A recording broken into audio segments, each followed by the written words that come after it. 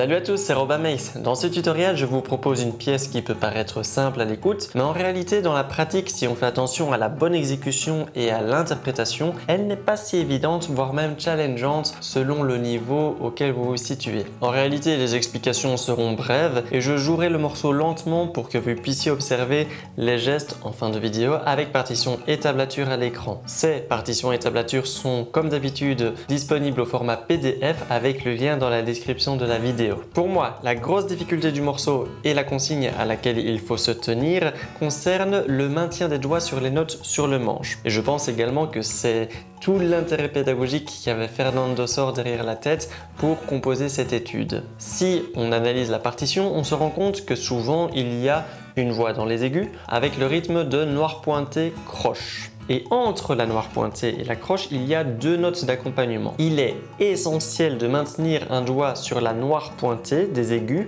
dans le cas où il ne s'agit pas d'une corde à vide bien sûr, pendant la réalisation des deux notes d'accompagnement. Et pour les plus expérimentés, il serait même intéressant de maintenir également les notes de l'accompagnement jusqu'à sa suivante correspondante. Même s'il est écrit des silences sur la partition, je trouve que l'effet de tuilage des résonances est très intéressante à développer pour ce morceau. Pour donner un exemple, sur les premières mesures, au niveau de la troisième et quatrième corde, dans l'accompagnement, on peut repérer une petite ligne mélodique qui fait La, Sol, Fa dièse.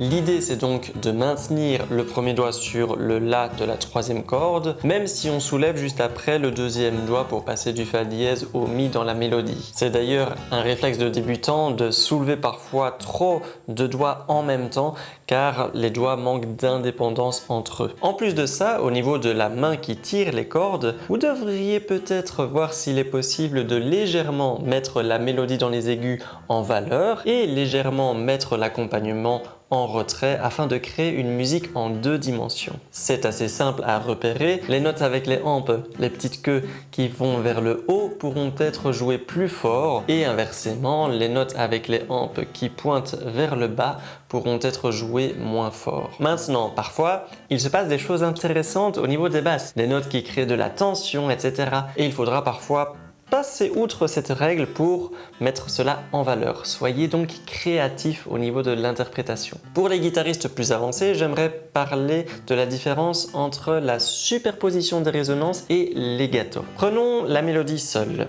Bien sûr, on veut qu'elle soit legato. C'est pour ça qu'il y a notamment la consigne de garder les doigts enfoncés. Néanmoins, normalement, il n'est pas censé y avoir des superpositions de résonances, un peu comme si c'était chanté par un chanteur, joué par un instrument monodique tels que la flûte, la trompette, etc. Et donc, parfois, on va volontairement couper une résonance pour éviter qu'elle soit superposée à la note suivante, au sein d'une même voix, au sein de la mélodie, au sein de l'accompagnement, etc. Dans les premières mesures, à un moment donné, je passe du Mi à un Ré dans la mélodie. Le Mi étant une corde à vide, la note ne s'éteint pas naturellement par un geste de la main sur le manche. Il faut alors penser à placer un doigt de la main sur le manche un peu plus à plat pour toucher la corde, utiliser un doigt libre pour toucher la corde ou bien utiliser un doigt de la main qui tire les cordes. C'est cette dernière option que je privilégie car la coupure est plus précise mais cela demande un contrôle des doigts poussé. Pour l'exemple en question, il faut en fait être capable de tirer la deuxième corde avec le majeur et en même temps dans le mouvement placer l'annulaire sur la première corde pour couper sa vibration. Dans le cas contraire, si par exemple la deuxième corde résonne et qu'il faut jouer la première corde, alors il s'agit simplement de jouer la première corde avec appui et cela viendra donc naturellement couper la vibration de la deuxième corde à vide. Je vais jouer la pièce lentement avec partition et tablature que vous pouvez trouver au format PDF avec le lien dans la description. Vous pourrez ainsi être attentif à certains gestes subtils de la main qui tire les cordes et le maintien de certains doigts pour la main sur le manche. N'oubliez pas de laisser un petit pouce en l'air si vous avez aimé les explications, abonnez-vous et visitez Autour de la rosace pour plus de contenu sur la guitare.